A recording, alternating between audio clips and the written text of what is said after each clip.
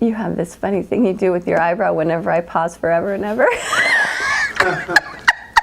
Because you're like, okay, what the hell are you doing? Just say something. So I'm Amanda Cramer. I'm the winemaker for Niner Wine Estates, Paso Robles, California.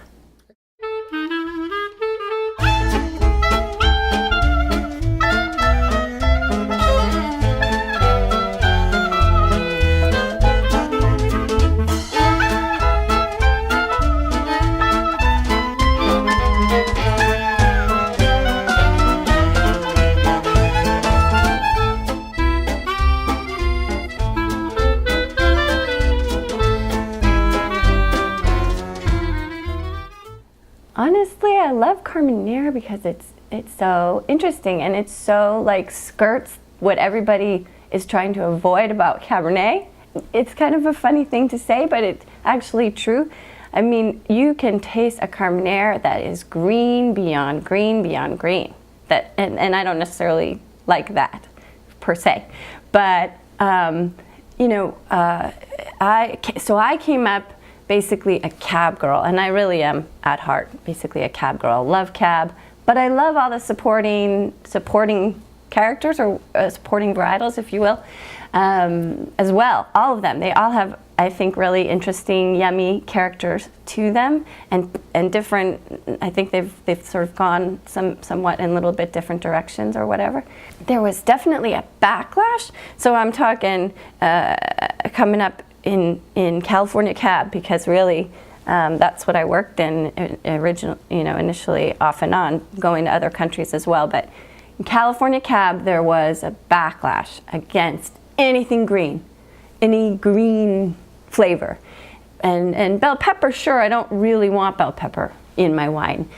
I don't really want jalapeno per se in my wine, but a nice herbal streak that kind of goes almost, and it can almost go lavender almost, which is a little bit, has a greenish, it's hard, I describe flavors with colors sometimes. I don't know, there might be a psychological disorder for that, but anyway. So backlash against green makes Carmenere like the evil the evil cousin of Cabernet in a way, because Carmenere is, wow, so green all through ripening. And so it's been really interesting, but it's also got spice and yummy.